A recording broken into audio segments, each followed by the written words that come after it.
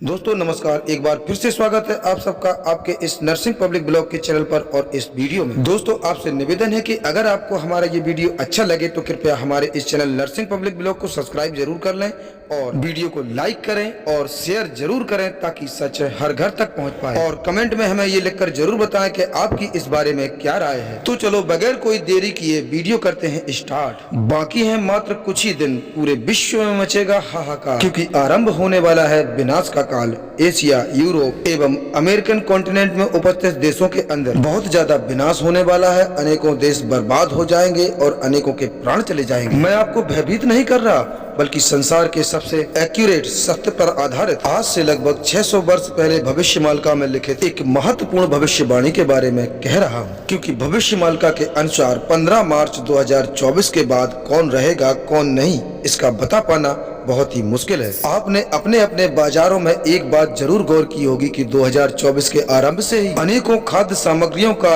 Rate ऊपर और नीचे हो रहा है। 10-20 रुपए ऊपर नीचे होते तो चलते, लेकिन पहले जो मूल्य थे उनसे 200 या 300 रुपए की बढ़ोतरी बहुत ही चिंता का विषय है। लेकिन फिर कुछ दिनों के बाद उन सब चीजों का मूल्य सामान्य भी हो जाता है। पर ये कैसे होता है? ये ऐसे होता है कि वर्तमान में देश के अंदर का प्रोडक्शन रेट यानी उत्पाद करने की क्षमता कम हो गई है, जिसके कारण खाद्य सामग्रियों का मूल्य, विशेषकर फल, सब्जी, दाल इत्यादि का मूल्य अचानक अत्यधिक मात्रा में बढ़ जाता है। और जब सरकार इस मूल्य को नियंत्रण में करने के लिए बाहर से इंपोर्ट करवा के उन सामानों को बाजार में डालता है, तब कहीं जाके उन सामग्रियों का मूल्य फिर से सामान्य हो जाता है। इस स्लो प्रोडक्शन रेट के 3 मुख्य कारण हैं। एक है कि देश के बड़े बड़े किसान अपने माल को अपने देश के अंदर अधिक बेचने की जगह ज्यादातर एक्सपोर्ट कर रहे हैं। और नंबर दूसरा है, देश के अंदर पर्याप्त मात्रा में कोल्ड स्टोर या ड्राई स्टोरेज यूनिट नहीं है, जहां पर किसान अपना माल सुरक्षित रख सकें।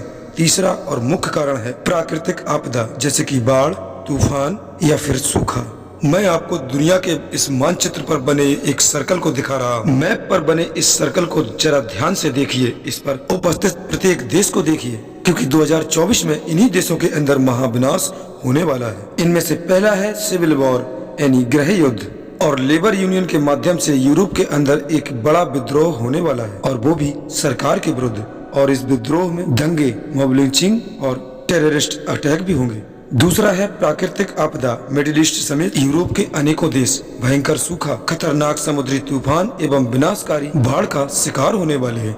तीसरा है आर्थिक संकट। संपूर्ण यूरोप एक बड़े आर्थिक संकट की ओर बढ़ रहा है, जिसका आरंभ भी हो चुका है। ये फाइनेंशियल क्राइसिस यूरोप एवं नेटो के अंत का कारण बनेगा। बड़े बड़े इकोनॉमिक्स क्रैश हो जाएंगे और बड़ी संख्या में नौकरी भी चली जाएंगी। उसके ऊपर स्कैम यानी घोटाले, विशेषण, आर्थिक मंदी, वार सिचुएशन यानी युद्ध की परिस्थितियों के कारण ये संकट नियंत्रण से बाहर चला जाएगा। मैंने आपसे अपने पिछले वीडियो में ही कहा था कि बंगाल की खाड़ी में एक समुद्री तूफान बनेगा जो कि दक्षिण और पूर्वी भारत के तट से टकराएगा।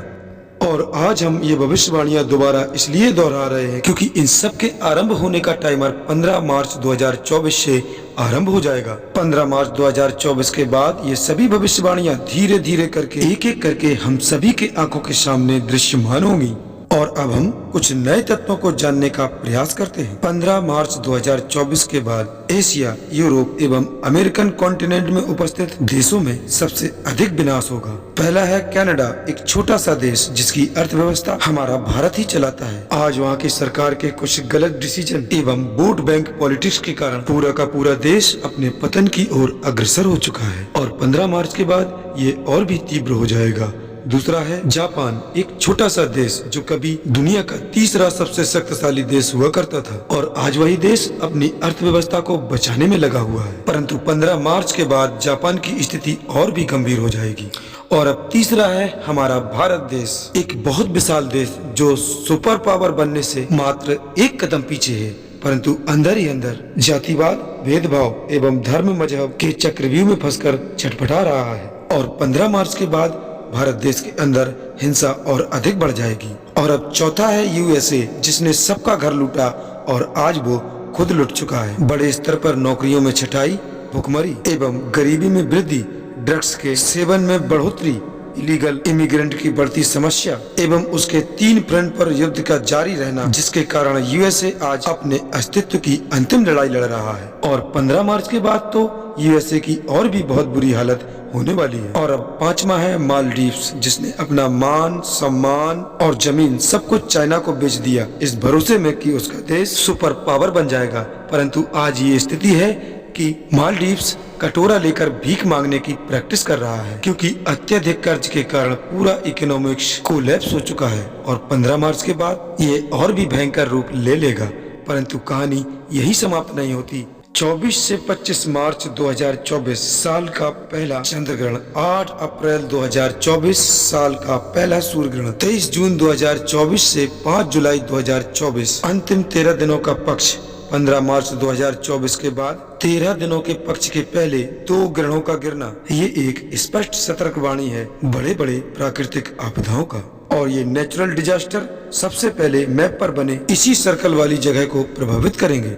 मित्रों, आपकी जानकारी के लिए बता दें कि भविष्य मालिका का ज्ञान समाज में डर पैदा करने के लिए नहीं, यानी समाज को भयभीत करने के लिए नहीं, बल्कि समाज में सत्य की चेतना जागृत करने के लिए है। क्योंकि हम मनुष्यों ने ऐसे ऐसे घोर पाप किए हैं, ऐसे ऐसे कुकर्म किए हैं जिसकी कल्पना भी नहीं की जा सकती। और आज संसार में यानी देश दुनिया में जो भी हो रहा है सब कुछ उसी का परिणाम है। और वर्तमान का समय युग परिवर्तन का है और प्रत्येक मनुष्य को ये परिवर्तन स्वीकार करना ही पड़ेगा। अन्याय का मार्ग त्याग कर न्याय के मार्ग पर आना ही पड़ेगा और अब धर्म के पक्ष पर खड़ा होना ही पड़ेगा, क्योंकि अब प्रश्न जीवन और मृत्यु का है, मनुष्य जाति के अस्तित्व का है। जानकारी अच्छी लगी हो तो कृपया इस चैनल नर्सिंग पब्लिक ब्लॉग को सब्सक्राइब करें और वीडियो को लाइक करें और शेयर जरूर करें, ताकि सच हर घर तक पहुंच पाए। और कमेंट में हमें ये जरूर बताएं कि आपकी इस बारे में क्या राय है। तो दोस्तों, इतना ही था हमारे आज के वीडियो में। अब आपको फिर मिलते हैं अगली किसी जानकारी के साथ। तब तक के लिए नमस्कार।